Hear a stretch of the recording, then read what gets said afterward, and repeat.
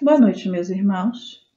Vamos dar início à nossa reunião de fluidoterapia da noite de hoje, onde todos juntos vamos mentalizar a casa de Miguel, buscando assim entrar em sintonia com os trabalhadores espirituais da nossa casa e da nossa reunião, para que todos juntos possamos vibrar por esses irmãos que se encontram enfermos do corpo e enfermos da alma, e assim buscar uma melhora para todos nós.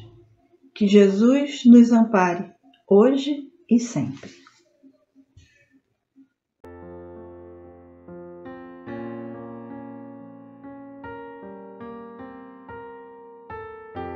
Do livro Caminho, Verdade e Vida, pelo Espírito Emmanuel, psicografia de Francisco Cândido Xavier. A lição 46. Quem és? Há só um legislador e um juiz que pode salvar e destruir. Tu, porém, quem és? Que julgas a outrem. Tiago, capítulo 4, versículo 12.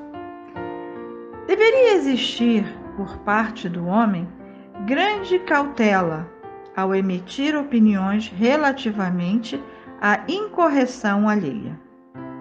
Um parecer inconsciente ou leviano pode gerar desastres muito maiores que o erro dos outros, convertido em objeto de exame. Naturalmente, existem determinadas responsabilidades que exigem observações acuradas e pacientes daqueles a quem foram conferidas. Um administrador necessita analisar os elementos de composição humana que lhe integram a máquina de serviços. O magistrado, pago pelas economias do povo, é obrigado a examinar os problemas da paz ou da saúde social, deliberando com serenidade e justiça na defesa do bem coletivo. Entretanto, importa compreender que homens como esses, entendendo a extensão e a delicadeza de seus encargos espirituais, muito sofrem quando compelidos ao serviço de regeneração das peças vivas, desviadas ou enfermiças, encaminhadas à sua responsabilidade. Na estrada comum, no entanto, verifica-se grande excesso de pessoas viciadas na precipitação e na leviandade. Queremos seja útil a cada discípulo, quando assediado pelas considerações insensatas, lembrar o papel exato que está representando no campo da vida presente, interrogando a si próprio antes de responder às indagações tentadoras. Será este assunto de meu interesse? Quem sou? Estarei de fato em condições de julgar alguém? Graças a Deus.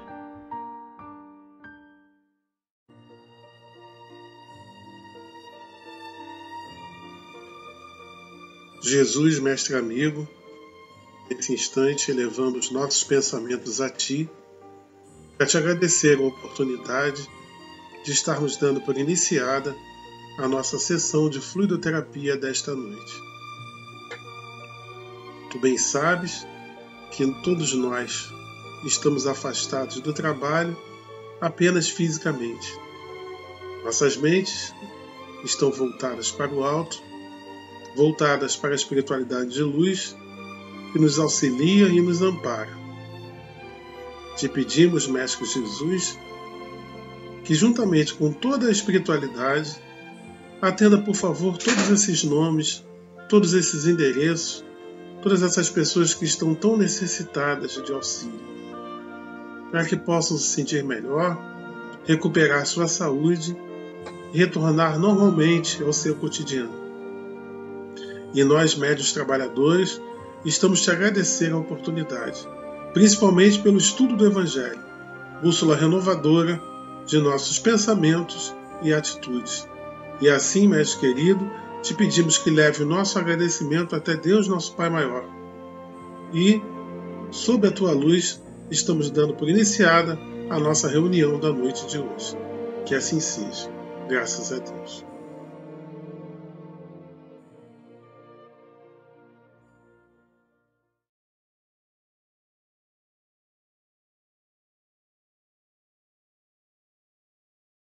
Boa noite, pessoal. Me chamo Arthur, sou trabalhador da Casa de Miguel. Um prazer estar com vocês aqui nesta noite.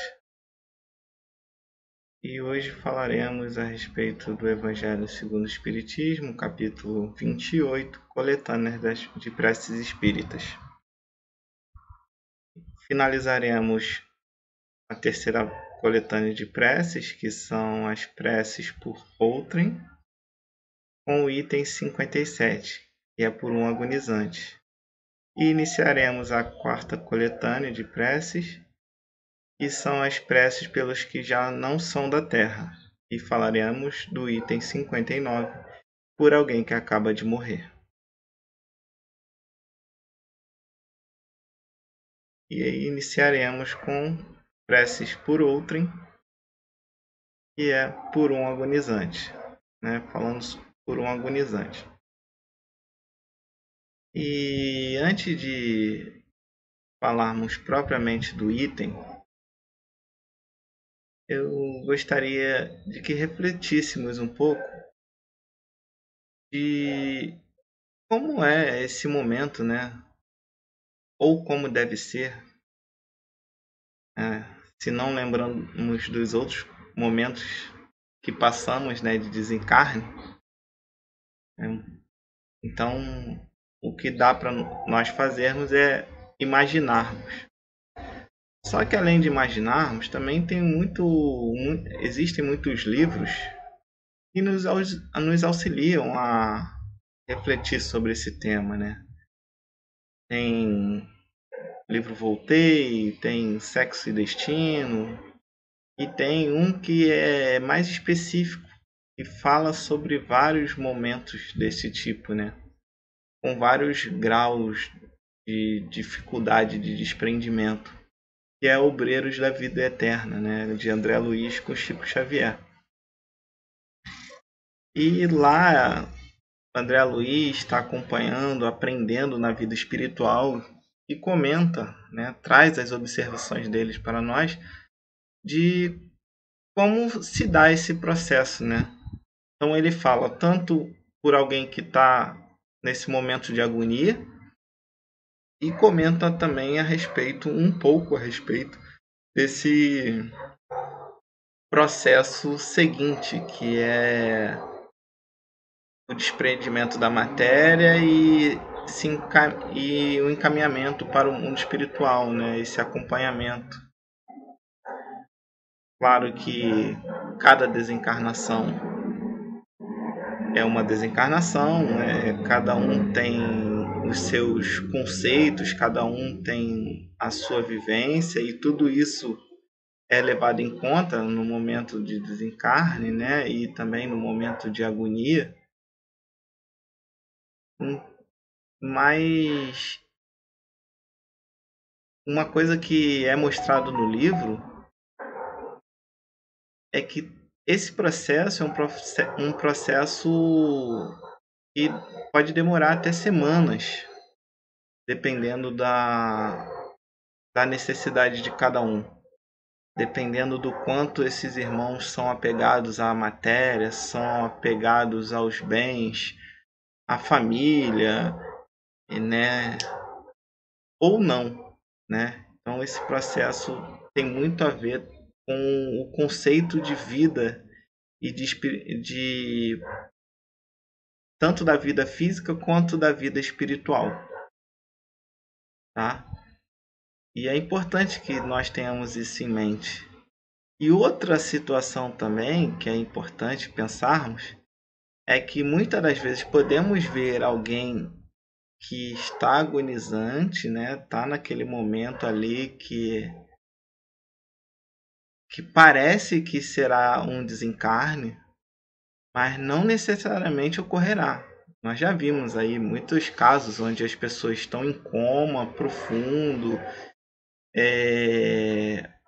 ou tem os médicos até às vezes dão como mortos e conseguem voltar e continuar as suas vidas na Terra. Então, nós temos que ter também esse cuidado do que vamos pedir em nossas preces, né?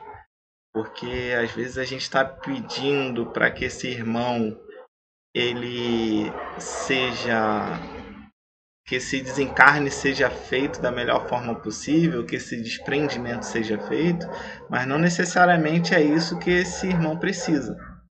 Então a gente tem que ter cuidado também com o que vamos falar, com o que vamos pedir.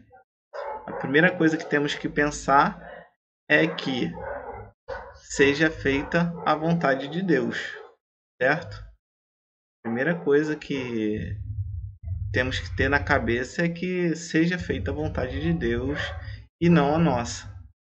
E que possa ser conduzido esse processo de agonia da melhor forma possível, né? Então, não necessariamente esse irmão desencarnará. É a primeira coisa, certo? Mas agora vamos aqui para o item propriamente dito, onde André Luiz comenta, né, nessa situação que é por um agonizante. E ele diz o seguinte: a agonia é um prelúdio da separação da alma e do corpo. Pode dizer-se que, nesse momento, o homem tem um pé neste mundo e um no outro. É penosa, às vezes, essa passagem para os que muito apegados se acham à matéria e viveram mais para os bens deste mundo do que para os do outro, ou cuja consciência se encontra agitada pelos pesares e remorsos. É um pouco do que tem nesse livro, Obreiros da Vida Eterna, como ele traz diversos momentos de agonia e de desencarnação. Ele mostra essas variações, né, dos irmãos que foram mais dedicados, dos irmãos que estiveram mais voltados para a matéria em si, né? E André Luiz nesse livro mostra bem essas variações. E aí, para aqueles cujo pensamento, ao contrário, buscam o infinito e se desprenderam da matéria, menos difíceis de romper-se são os laços que os prendem à terra, e nada tem de dolorosos os seus últimos momentos. Então, se você não está tão apegado à matéria, aos bens terrenos, você não está preocupado com quem está ficando na terra, né? Claro que é um pouco difícil, às vezes a gente se preocupa. Pode haver situações onde o irmão está desencarnando e deixando filhos pequenos e tudo mais, e pode acontecer desse irmão ficar preocupado com quem está deixando, e aí dificulta esse processo de desprendimento. Mas não são todos os casos. Tem irmãos que vão compreender, vão entender essa situação, entendem que faz parte do processo, e talvez os filhos, mesmo pequenos, eles podem ter a necessidade de passar pela vida sem a presença do pai ou da mãe, né? E conseguir o desencarne tranquilo, e não ter esse apego, né? E aí ele continua: apenas um fio liga então a alma ao corpo, enquanto no outro caso profundas raízes se conservam presas ao corpo. Em todos os casos, a prece exerce ação poderosa sobre o trabalho de separação. Então, a prece é um mecanismo de auxílio que auxilia esse processo, né, de um agonizante.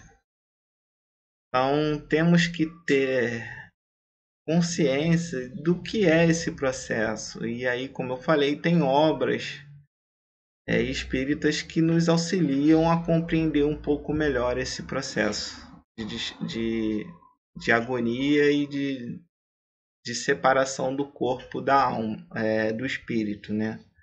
Então, quando nós estudamos, lemos, nós conseguimos compreender melhor e formular uma prece mais adequada para o momento. Mas lembrando que a prece, o importante é sempre o coração, o sentimento, o que colocamos nessa prece, né? Às vezes a prece pode ser de 4, 5 palavras, ou somente que seja feita a vontade de Deus. Mas se você está falando isso do coração, se você está colocando o seu sentimento nessa prece e não está aflito, não está levando aflição para a sua prece, isso contribui para esse trabalho, né? Porque muitos irmãos nos livros comentam da dificuldade desse processo de desencarne por desarmonia de pensamento dos irmãos que estão encarnados e ao lado deste que está para partir. Isso dificulta e esse processo de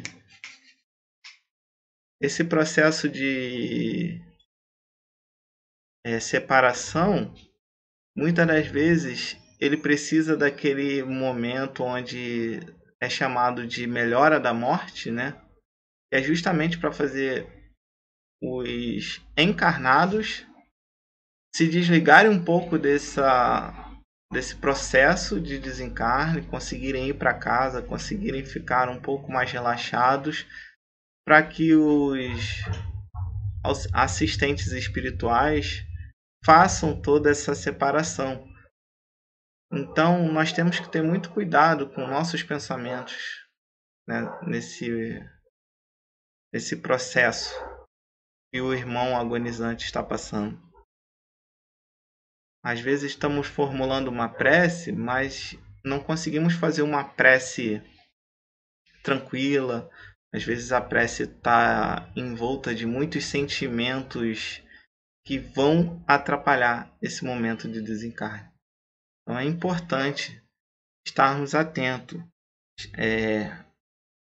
aos nossos sentimentos, ao que pediremos quando estamos falando por um agonizante. Estamos pedindo por um agonizante, certo? E aí, dando continuidade, nós vamos agora para as preces pelos que já não são da Terra. E aí é a continuação do processo, né?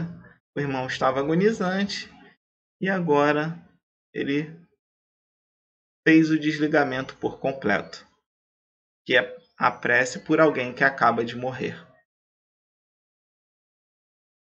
E aí, o Kardec traz aqui: as preces pelos espíritos que acabam de deixar a Terra não obtivam unicamente dar-lhe um testemunho de simpatia. Então, muitas vezes as pessoas fazem a prece e querem ali mostrar que é muito amado, que foi muito amada, né? Que esse irmão quer mostrar todo o amor que sente por aquele irmão, mas não é só isso. Nós temos que entender que esse irmão que há pouco poderia estar sofrendo por estar passando por esse processo de desencarne, após a finalização do desencarne, ele ainda continua com os mesmos pensamentos, com as mesmas dificuldades de se desligar, com inconformismo, de deixar os filhos, de deixar a família, de deixar os bens que conquistou. Então, ele terá a dificuldade também de continuar a caminhada, mesmo com este desligamento. Então é importante que nós pensemos nessa possibilidade também, nessa dificuldade do irmão em dar andamento ao seu desencarne, né, dar sequência. Então ele desencarnou e ele precisa seguir a vida. Ele não pode ficar olhando para trás, pensando na família, pensando nos bens que deixou, senão ele não consegue seguir adiante, né? Ele acaba ficando ali e às vezes até virando um obsessor, né? Então é importante que ele consiga sentir, perceber a importância de seguir, a importância de aceitar o auxílio dos irmãos que estão ao seu lado, amparando nesse processo de desencarne. Precisa seguir junto. E muitas das vezes nós não fazemos isso quando estamos passando por esse processo, né, de acompanhar o desencarne de alguém. Muitas das vezes nós vamos a um velório e vemos as pessoas rindo, contando piada, contando casos do irmão falecido, e muitos casos até indignos, que não merecem ser lembrados, que não devem ser lembrados, porque isso vai causar ao irmão que acabou de partir uma revolta, uma rebeldia, uma tristeza. E isso não é bom, isso vai atrapalhar. Então a nossa conduta também, além da prece, a nossa conduta, ela já vai auxiliar o nosso irmão. Lembrando aqui dos salões do Miguel, né, que sempre atrás das cadeiras fica escrito lá: o silêncio é uma prece. Às vezes você não precisa fazer nem a prece, mas só o fato de você ficar em silêncio, você não colocar o que você pensa a respeito daquele irmão, já está ajudando.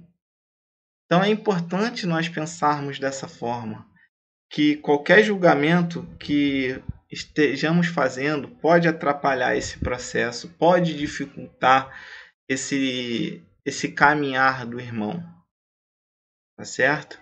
No livro Voltei, tem um pouco mais detalhado o processo de desencarne do irmão Jacob, né? E aí ele volta no velório, tem lá um pedaço do livro que fala a respeito da volta dele ao velório, acompanhando todo esse processo no velório, e chega até comentar sobre irmãos que estão ali falando, rindo, brincando, e aí tem um momento onde ele tem que se segurar para não se desarmonizar, né? Aqui nós estamos falando de um irmão que tinha um conhecimento da doutrina, né? Que ele foi presidente enquanto encarnado, ele foi presidente da Federação Espírita. Ele tinha um conhecimento da doutrina, mas mesmo assim, em determinado momento, ele teve que cuidar dos seus pensamentos após o seu desencarne, para não se desarmonizar e se perder pelo caminho.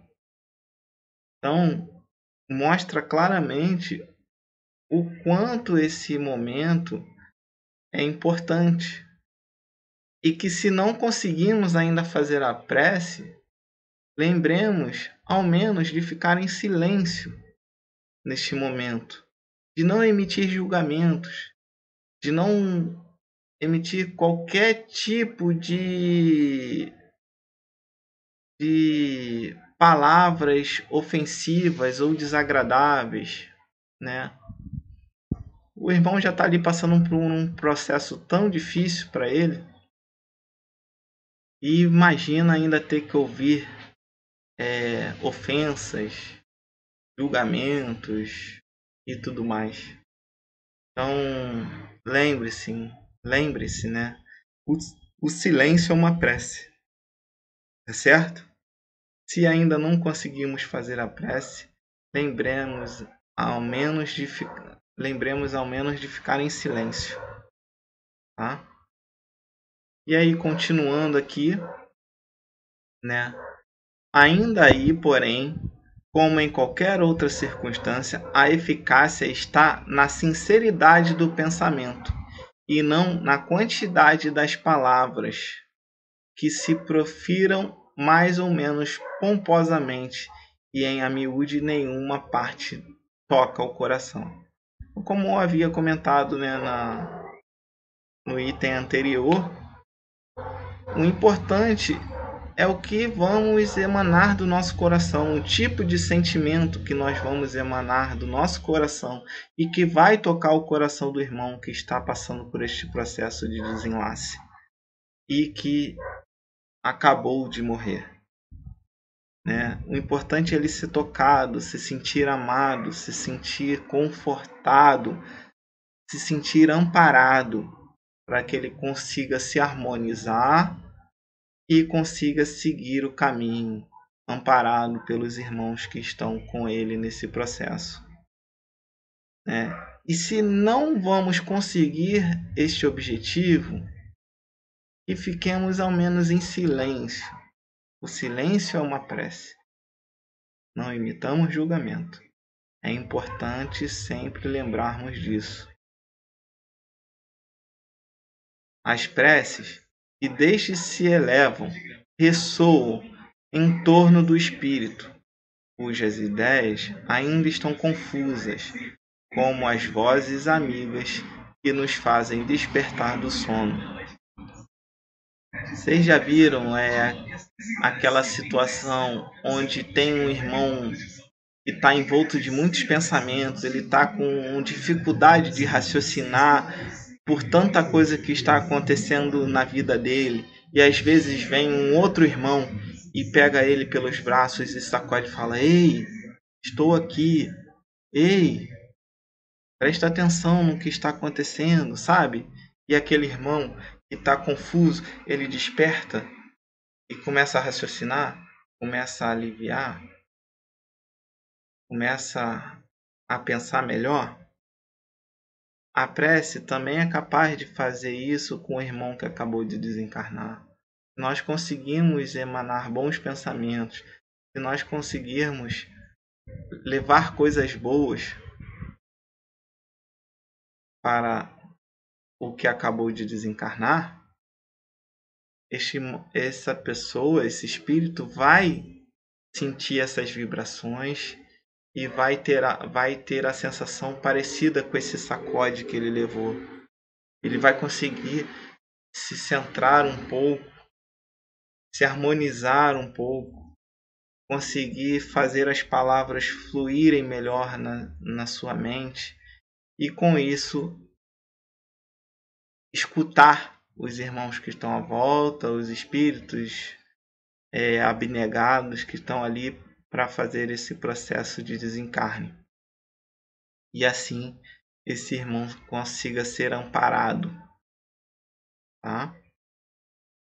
Então é importante que consigamos entender como funciona esse processo, tanto de agonia, que é prestes a desencarnar, próximo ao desencarne, como também o processo pós-desencarne, né? Que é quando o espírito se liberta do corpo.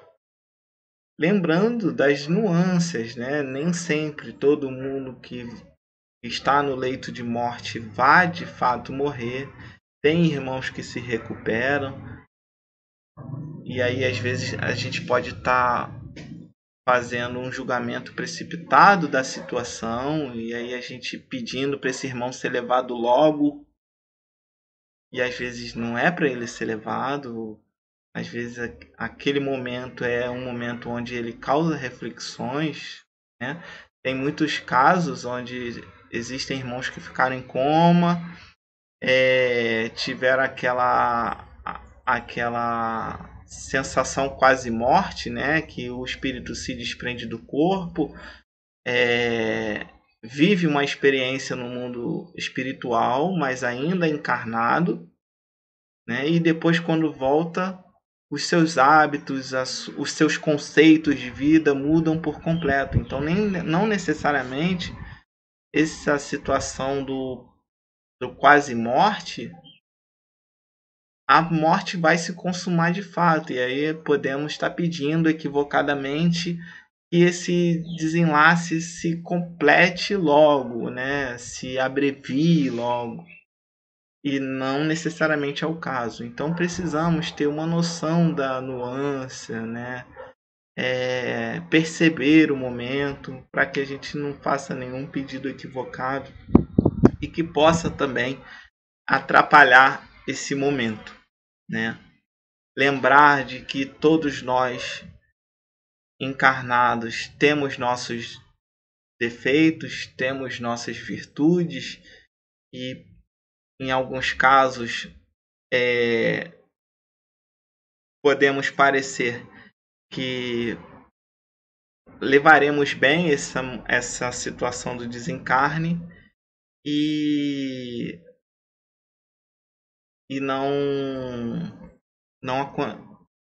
não vai levar bem, tá certo?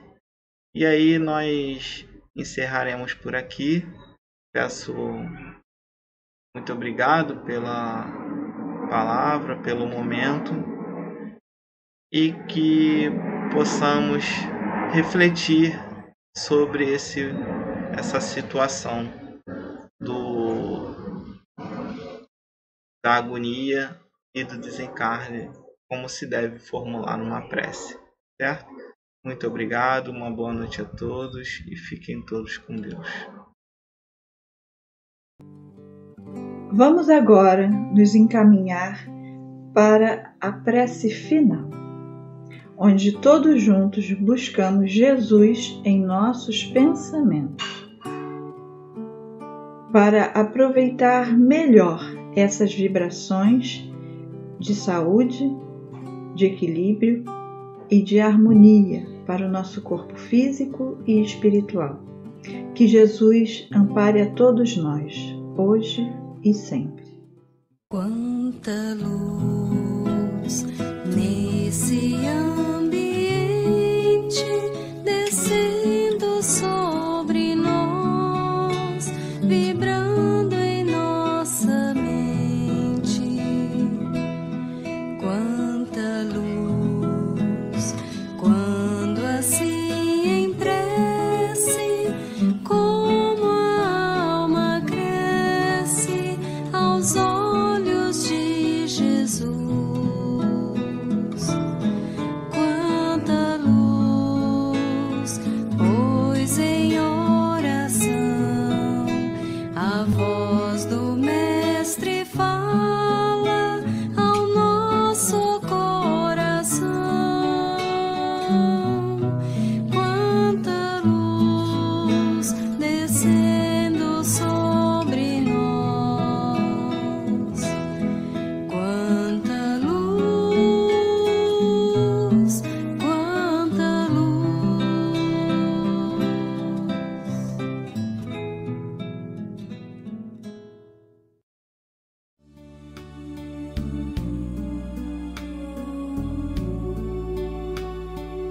Jesus, mestre amigo, nossa reunião vai terminando e mais uma vez estamos elevando os nossos pensamentos a Ti, para te agradecer pelo estudo do Evangelho que nos foi oferecido nesta noite. Evangelho este que renova nossas ideias, renova nossas atitudes. Agradecidos estamos também a Catuíte, às irmãs Margaridas e todos os trabalhadores do invisível que nos amparam, que nos auxiliam, que nos sustentam e orientam sempre.